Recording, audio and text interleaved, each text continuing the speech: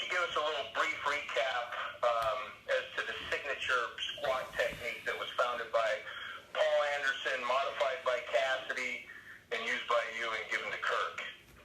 Damn, I think you just said it. What's next? Now, this photograph, you remember the date? It's a quiz. No, what's the July date? 1952. Okay? July 1952. Hugh Cassidy saw this photo later. This photo was originally published in Strength and Health magazine. And that technique exhibited in the photo, that formed the basis of Cassidy's style, and he in turn gave that to Mark Dimmodock, national champion, IPF world champion. He also gave it to Mark Chalet. He gave it to me. I in turn gave it to Kirk, who of course, is pretty well widely regarded as the greatest squatter in the history of squatting. And it's all the same technique. And the characteristics of the technique are vertical shins, okay? We pivot on the hip joint super deep. If you could see this photo, it's no exaggeration to say that he's a good 10 inches below parallel, okay? Yep. So, and that was the idea that we commenced with, is that we would make our squats as hard as possible, build giant legs. Anderson has a wide stance, which allows his big gut to fall between those giant thighs and maintain the upright torso. The payload, the bar, never gets in front of the knees, okay, in a proper squat or in a proper deadlift. And that's our technique. That's the technique that I was raised on. That's the way that we squatted. No belt, no wraps, no nothing. How do we make it harder? Well, we make it harder, ultra deep. We would even add in pauses, okay? And that's the style. That's why we squat the way that we squat. And because of it, if you squat like that, you develop giant ass powerhouse legs, okay? Because the squat is all about leg power. It's strictly leg. There's no other muscles added purposefully. So that's the genesis of the technique. I was thinking about it, and the most profound thing that we did was we coupled this squat technique with 5 reps. The 5 rep set became our gold standard. It was interesting. That was I first got started on 5 rep sets as a result of reading John McCollum and the Keys to Progress articles. Are you familiar with those? Yeah, we did an article on it. Yeah. You should get that book. Randy Strassen went to the trouble to combine all the articles. I think, I don't know, there's like 50 of them. But they're real hardcore, old school articles on power and strength and size and muscle, right? And he was the first guy that got me on the 5 rep squat. He was big on squatting, and he was big on 5 reps. And the philosophy was that 5 reps was the best compromise between the higher rep sets, which are usually associated with more bodybuilding and hypertrophy, and the lower triple double singles that were associated with the strength guys, the lifters. So the 5 rep set was in between. And then interestingly enough, when I started working with Cassidy, that's what Cassidy stressed, the 5 rep set. And then interestingly enough, many years later, when I met Ed Cohn and we got into how he trained, he said, well, he got the 5 rep set from Ernie France in Chicago. And then in about that same time when I got introduced to Doug Furness, who was, the world record holder in the squat at the time. I said, well, what do you do, Doug? He says, well, we do 5-rep sets. And he was taught by Dennis Wright, the great Oklahoma world record holder in the squat. So it was interesting that all these different regions and all these different people independently came to the conclusion that the 5-rep squat was ideal for muscle and power and size and growth. So we got damn good at it, right? Yeah, sounds like everybody was doing it. Now, to clarify, just to roll back just a tiny bit, the tactics and everything that you learned that directly from Hugh Cassidy. Well, I learned before I met Hugh. I mean, even before I met Hugh, I was a student of the game. I mean, I devoured every issue of Strength and Health magazine, Muscular Development, and Iron Man. So, that's whatever. I think Iron Man came out 6 times a year, so that's 24. That's 30 shots of information I was getting a year from the time I was 12 years old, right? I was pretty developed by the time I got to Hugh, but it was interesting that when we did get to meet, that everybody was on the same page. 5-rep sets, that's the takeaway, and I think it still holds. I have my guys do 5-rep sets. I think if you were to talk to Kirk would say, oh yeah, the 5 is it's the cornerstone poundage for all of powerlifting. You want to get good at your 5-rep benches, your 5-rep deadlifts, your 5-rep squats, your 5-rep whatever, inclines, any major movement. Not the quick lifts. You don't have to mess around with 5 reps in your power cleans or your snatches or your jerks, but on the power stuff, on the body, the power bodybuilding type stuff, which is, I guess, sort of we stress, I would think, right? Power bodybuilding type. It's a slightly wider menu than pure powerlifting, right? Right. So 5 reps, get damn good at that. There's your first basic lesson in programming, right there. Get damn good at 5-rep sets across the board, right? Add some muscle too. Take in some calories. No one cares about seeing a ripped 13-inch arm. Right. Well, you said, after those brutal sessions with Hugh, you guys are down just a gallon of raw milk. Well, I would say a gallon. I'd say certainly everyone would drink a quart. In some cases, the big guys might drink a half gallon when we're out loitering around our cars before the car ride home. And we had a saying that if your hand wasn't shaking so bad you had to grab it with your offhand to put the key into the ignition for the ride home, you really hadn't given your all in the workout, right? Yeah, that's right. Yeah. The workout wasn't good unless you couldn't hardly press down the clutch on your car. Or if your knees gave out walking up Hugh's stairs on the way out, right? Your knees gave out. It's like, oh God. Yeah. So you guys were training hard. You were down in the calories. I mean, you guys didn't have any choice but to grow. So of course you did, and you got very strong at the same time. Well, that's what we wanted. We wanted to get gargantuan. We didn't want to be normal humans, right?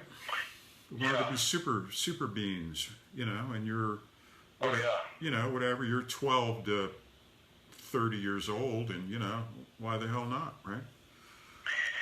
We got to do one on we got to do a podcast on just Hugh, because what was going down in that basement. Very interesting. You got a Hugh fixation, man. We got to break you of that. We got to get you off. So he's some of the things he told me about how he improvised with making different equipment, using coat hangers on the end of bars. We'll get into that later, but I think people would get a kick out of that. Scary shit. So, talk about classic straight line periodization. Yeah, that's what we all cut our teeth on. It's all considered passé and déclassé, and straight line periodization is considered a buggy whip, right? But I tell you, we got great results out of it, and it's just you jump into a classic 12-week cycle, 10% below capacity, and you try to end, 2.5 to 5% above capacity at the end of it. And in the middle, it's a rocket ride. And we would sink in body weight increases over the 12 weeks. So each week, a little bigger, a little stronger, right? Momentum. And you're training with kick-ass guys that are, on the regional and national level. These are serious dudes, right? And when you show up to train with those guys, it's samurai bonsai time. And we would all train the same. We would all do the same reps. We'd have the same generalized cycle.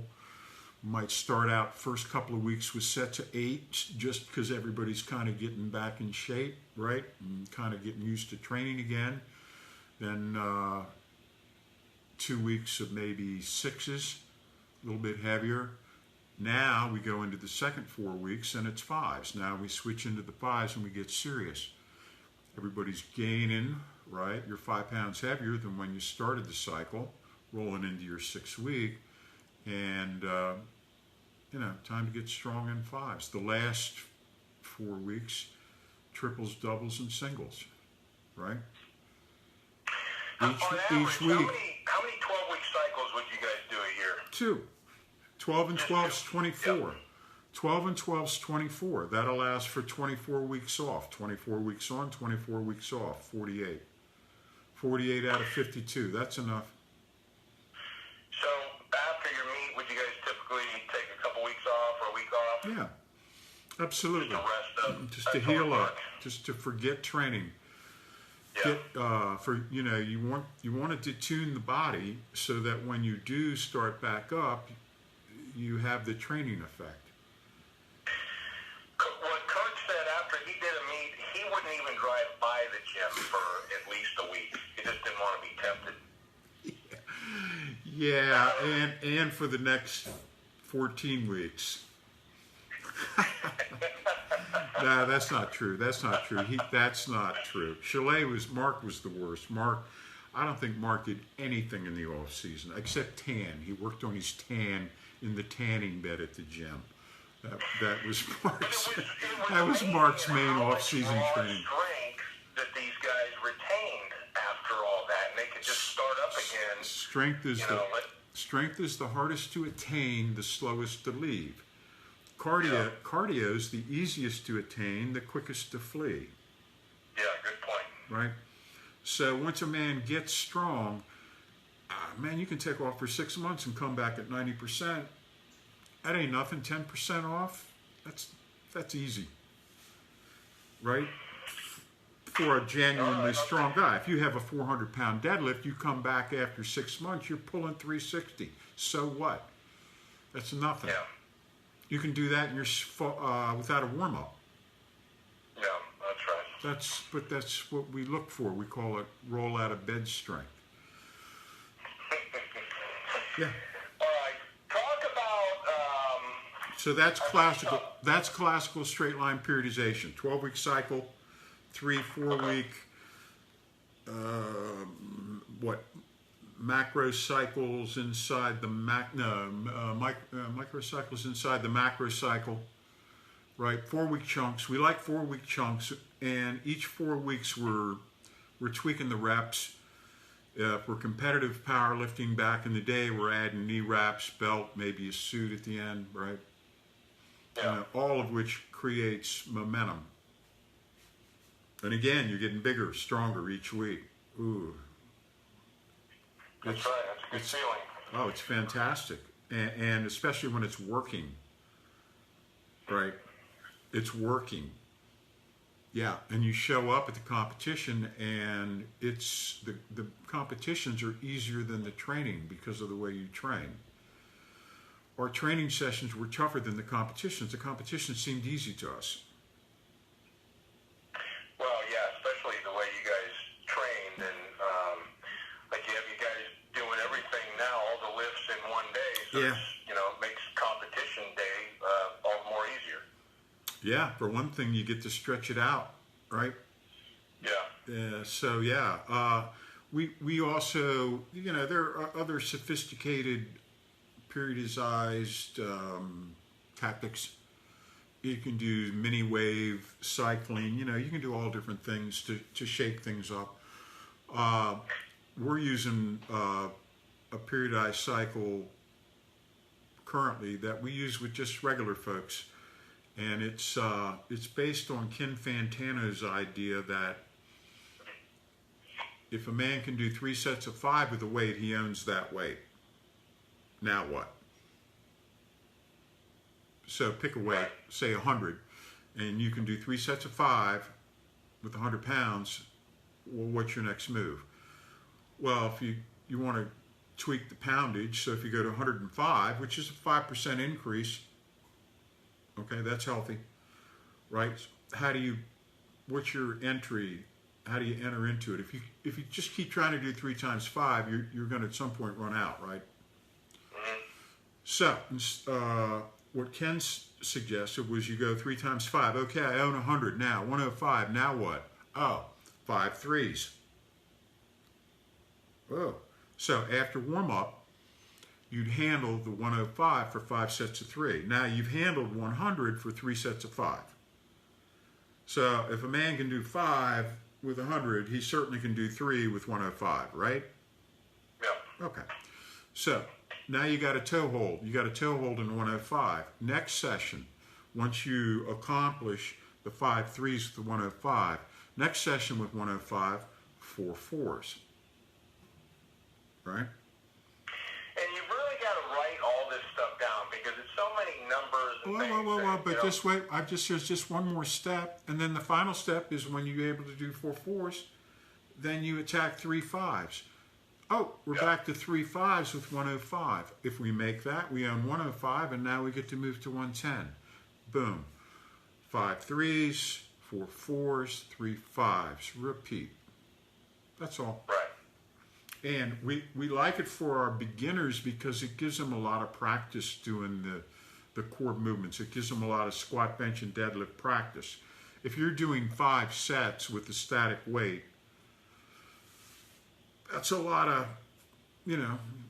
times at bat. That's good if you're learning the technique. So we keep them light, we keep them within reason, and the way we do that is with these exaggerated and extended range of motion and pauses and these intensity enhancers, things that make it harder, make the lighter weights heavy, right? Everybody else trying to make heavy weights light, we're trying to make light weights heavy. And we know what lightweights, making lightweights lightweights heavy, we know what that means, but explain the procedure behind that. What do you teach your guys? How do you do that exactly? Full range of motion, got to use our techniques, right? That's the first thing. If you don't have our techniques, we got to break you down and relearn you, because we represent a school. We're not a bunch of academics. This isn't some laboratory experiment. I'm an inheritor of a school, like a martial arts school, or an old Japanese samurai school, and that's the strategies I learned. This is the ones that I teach.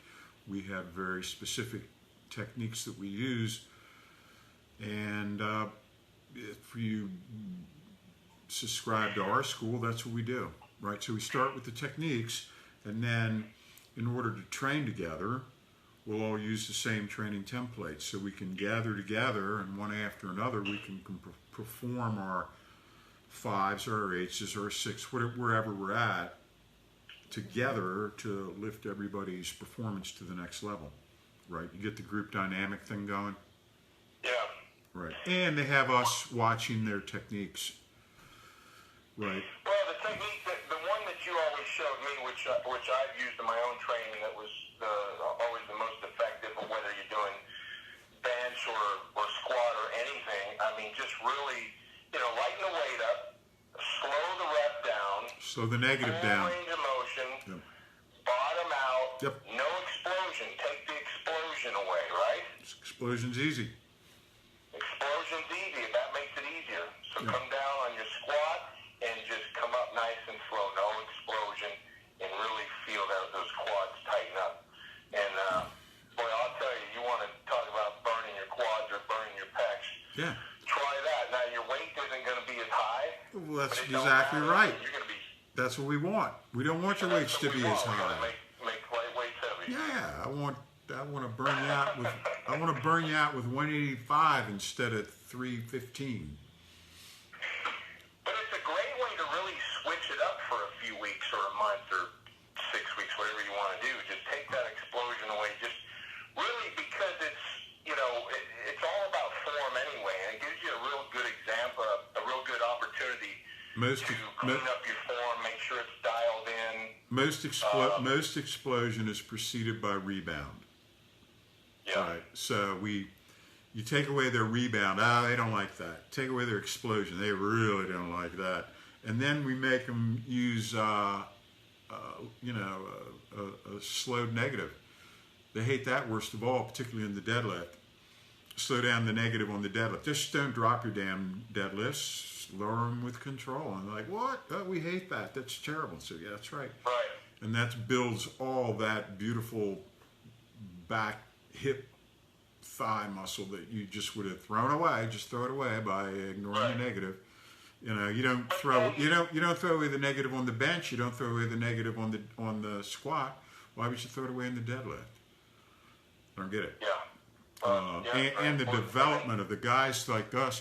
Back then, you weren't allowed to drop your damn deadlifts when you're training in somebody's basement. Well, you guys didn't have bumper plates or anything else back then either. No, hell no. We'd be lucky if we had a platform. A lot of times you just be on stolen rubber mats that used to be in front of people's houses. And we were kids. We'd steal the rubber mats off people's doorsteps and use them as underneath the plates and over the concrete. Yeah. But the point is, when you get off of that cycle and you come back to the explosion, it's wonderful. You're stronger now, right? Oh, it's wonderful. Yeah. Oh, and use some touch and go. Go the other direction. Now, once you've been through the hell of grind, and as Joe, I used to work for Weider, so I used to help on the Weider principles, and one of Joe's principles was continuous tension. You remember the continuous tension principle, don't you? Oh, yeah. Those 500 principles. Yeah. Well, the continuous tension principle, even Steven on the negative and the eccentric, right? The eccentric and the concentric. Even Steven. See, Joe was ahead of his time, man. Miss Joe. Wish we had his money around. The other good thing about slowing it all down and making it harder and using less weight is if you've got an injury, or it's a real safe way to lift. It's also optimal for building mass and size and power and muscle. Yeah. That and calories. That's it, baby. Yeah. And look, you got to put your ego to the side, but who cares? It's about getting results. I'd rather see an ass on heels 315 for 5 than a 10-inch high 705 with a bunch of reps. You know what I mean? Yeah. It's two different things, man. That's right. We do full range of motion. We don't do partials. It's a totally different world. Right. Come on over and try it out. That's where all the power and size lies. That's why the old school guys, the physiques look so much better. You look back at Roger Estep or Jim Cash or Kaz or Jean Paul or Eddie at his peak, certainly Kirk, Doug. Those guys were monsters, and the reason they were monsters is they bore the weight, right? They bore the weight, and we had entire off seasons where we trained with no gear, nothing, and that allowed you to raise your base level. So when you put that stuff back on, it really meant something. Right. So I guess we probably talked that to death, right? I think so. That's a lot of info about squats. Yeah, man. I think we're good. There you go. All right. Let's see. We'll close it out here. One thing to check out, make sure you check out Marty's weekly column. Yes. And now each podcast video that we have going on each week, we archive it on ironcompany.com. So all that's there, raw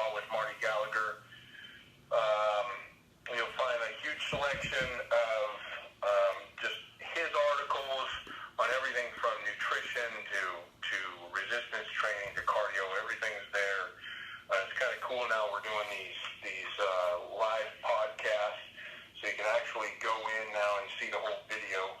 You can replay it back, and in case you missed anything. Also check out ironcompany.com for all your fitness equipment and rubber flooring needs. We've got everything you guys need. We've got some really great prices, huge selection. And you want to say something about your books? We've got those on there too. Well, Purposeful Primitive through Dragon Door, Amazon, and I've got a few slots available for personal training. We do remote coaching and getting really good results. If your situation's good, you can get in touch with me through JP, and we'll go ahead and set something up and talk to you and see if we can figure out how to bust you through to the next level. Yeah. So other than that, what else is going on, man? What's going on with the Karwoski bar? Yeah, Karwoski Power Bar. It's I think it's in assembly right now. It should be coming out next week. It's going to be a killer bar. It's going to have all the specs you'd expect. It's going to have a nice aggressive knurling. We put a nice blue Cerakote coating on there for the ultimate in durability. It's, you'll be able to check it out next week on the site. It should be up. Plus, there's a surprise video coming out. We found some long-lost tapes of Mr. Karwoski at his peak. Oh, yeah. And I can't talk a whole lot about it just yet, but that'll be coming out probably next week, too. This dude was huge, let me tell you that. This was at his peak in 1994. Yeah. And be sure to edit that one. Oh, listen, we had to cut most of it out. Yeah, I would think. So we got a lot of good stuff coming out. And finally, if there's any questions you guys want to ask or anything you want us to talk about, or any lifters you'd like Marty to discuss, he lifted with a lot of these guys. Well, I knew a lot more. I knew a lot more than just a bunch of Dumbo lifters. Yeah, so if there's anything you guys want to hear, just send us a little note. And by the way, I meant to say, if you want to contact Marty or Kirk Karwoski for training or seminars or anything, you can go to our athletes page at ironcompany.com and send them a little note. And I think that's it. We're done. Roger that. So we'll be back next week. Not sure what we're going to talk about, but we'll figure it out, and we'll announce it on our Facebook page. Doesn't matter. All right, Marty? You got it. Roger that. Talk to you later.